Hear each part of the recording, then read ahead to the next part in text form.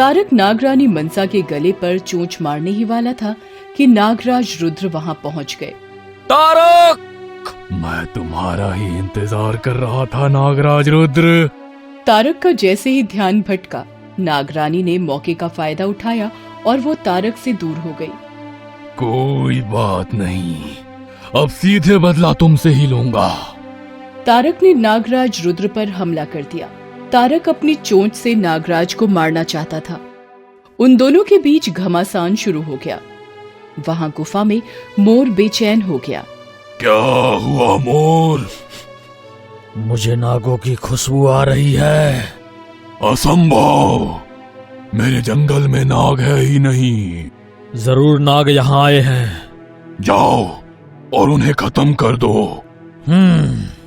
मोर गुफा के बाहर निकला और नागों की तलाश करने लगा। नागराज रुद्र और तारक का घमासान शुरू ही था।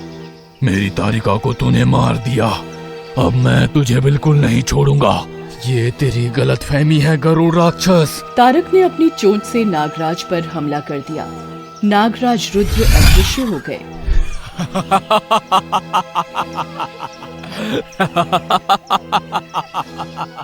तुम्हें क्या लगता है कि तुम अदृश्य हो जाओगे तो मैं तुम्हें ढूंढ नहीं पाऊंगा? मैं तुम्हारे सामने रहूं तो भी तुम मेरा कुछ नहीं कर पाओगे। तुम नहीं जानते कि मेरे भीतर कितना बड़ा ज्वालामुखी है। नागराज रुद्र ने अपने मुंह से आग उगलना शुरू कर दिया। गरुड़ राक्षस बचने की कोशिश कर रहा था, पर उस अग्नि से उसके पंखों में आग लग गई। नागराज रुद्र! गुस्से में तारक ने नागराज रुद्र को चोंच मार ही दी। तारक की चीख गुफा से बाहर निकले मोर के कानों में पड़ी। ये तो तारक है, मुझे उसकी मदद करनी चाहिए। मोर जंगल के ऊपर उड़ने लगा। उसकी नजर तारक और नागराज पर पड़ी। नागराज रुद्र तारक को डसने ही वाले थे कि मोर ने तारक को वहां से उड़ा दिया। इतनी जल्दी क्या है नागराज रुद्र? मैं तुम्हारा ही इंतजार कर रहा था। अच्छा, वो किस लिए? तुम्हें मारने के लिए। तुम और मुझे मारोगे? हाँ? ये सुनकर नागराज रुद्र को गुस्सा आ गया।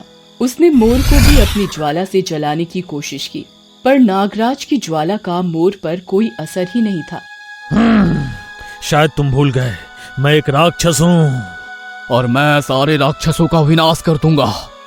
नागराज रुद्र ने मोर पर हमला कर दिया। वो दोनों एक दूसरे को पटक रहे थे। मुकाबला बराबरी का था।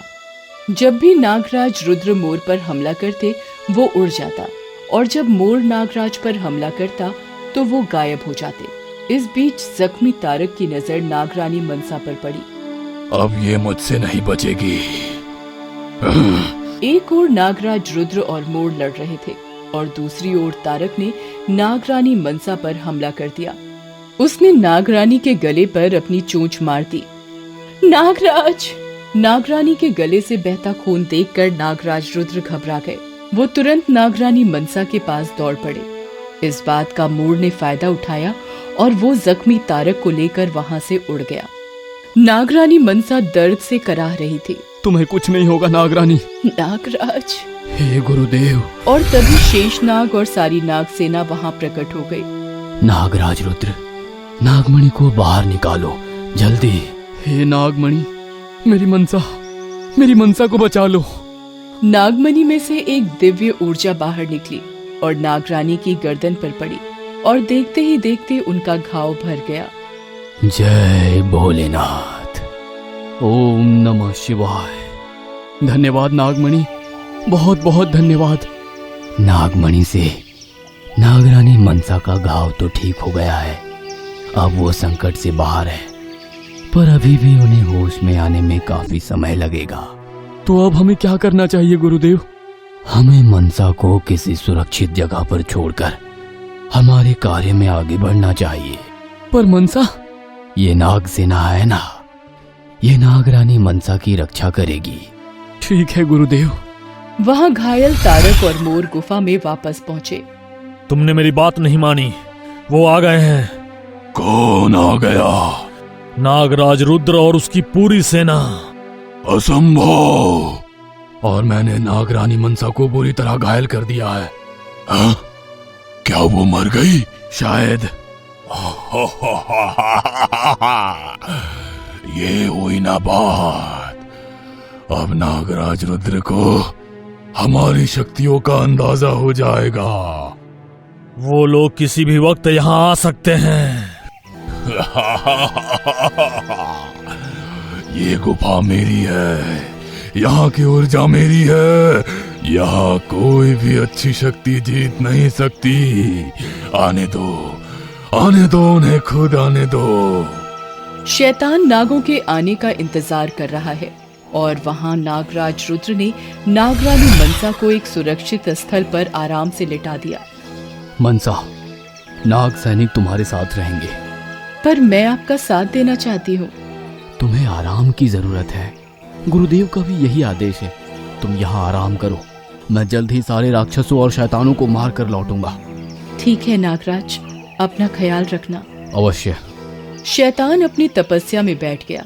उसे नागराज रुद्र से नागमणि हथियाने के लिए कई शक्तियों की जरूरत थी और उसके चेले उस गुफा में एक बंधन बना रहे थे। इस बंधन से क्या होगा शैतान? इससे उन सभी की अच्छी शक्तियां आधी हो जाएगी। लेकिन हम उन्हें ऐसे भी तो हरा सकते हैं शैतान। जब वो शक्तिहीन होकर तड़पेंगे तब उनसे बदला लेने का अलग ही मजा है। हाँ, मैं बदला लेकर रहूंगा। तारक, तुम्हें अवसर जरूर मिलेगा। नागराज रुद्र, शेषनाग और नाग सेनापति तीनों गुफा की खोज में लगे थे और गुफा के भीतर शैतान और उसके चेले इनके आने का इंतजार कर रहे थे। क्या नागराज रुद्र को शैतान की गुफा मिल पाएगी? क्या नागराज रुद्र गुफा के भीतर जाकर शैतान को हरा पाएंगे? जानने के लिए देखते रहिए हमारा अगला एपिसोड।